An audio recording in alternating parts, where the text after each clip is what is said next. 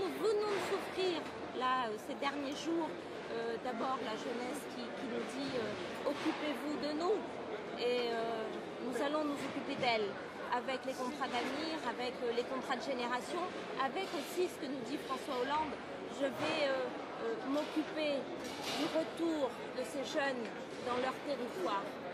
Parce que la mobilité a été bien souvent pas très bien vécue et nous prêchons pour l'embauche locale de nos jeunes diplômés. Et puis nous avons souffert, beaucoup souffert et nous souffrons de la vie chère. Nous avons sur ce dossier trois propositions qui me semblent sont des propositions de fond.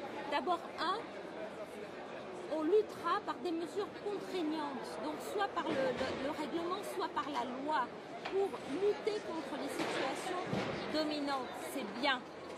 La deuxième proposition, c'est de dire nous allons changer les règles pour que demain, nous puissions commercialiser avec la grande zone, et l'océan Indien est une grande zone, nous allons faire venir des produits à moindre coût et au bout du bout, les familles réunionnaises vont être gagnantes. Et puis, la troisième mesure qui me paraît juste là-dedans, c'est que nous allons favoriser la production locale et aider la production locale. Donc voilà, ce sont des mesures qui sont importantes parce qu'elles sont pour nous aussi des réponses directes, concrètes à l'expression de ces dernières semaines.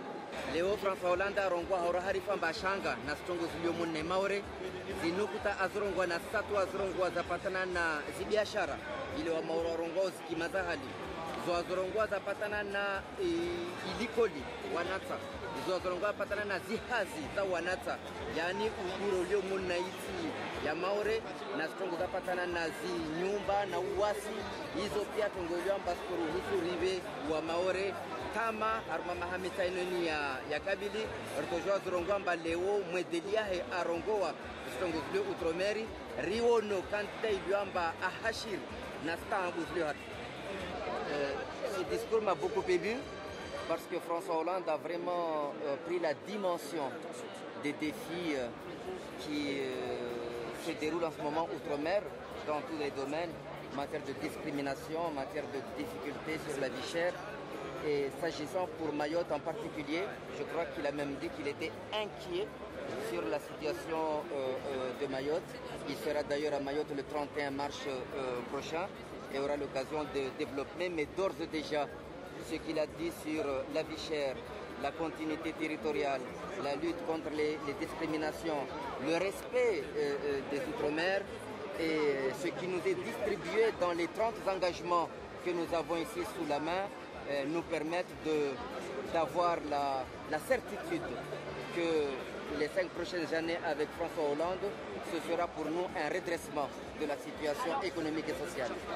D'ailleurs, c'est un très grand rassemblement de l'ensemble des Outre-mer. Il est porteur d'espérance pour nous et surtout des propositions très concrètes qui ont été faites pour les Outre-mer.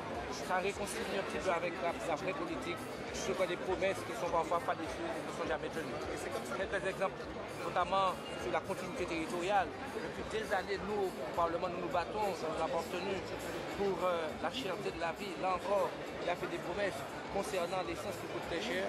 Les promesses ont été faites et nous espérons bien qu'elles seront tenues et nous allons pouvoir redonner espoir à tous ceux que l'avenir inquiète dans l'ensemble des Outre-mer. Je pense qu'il a dit l'essentiel.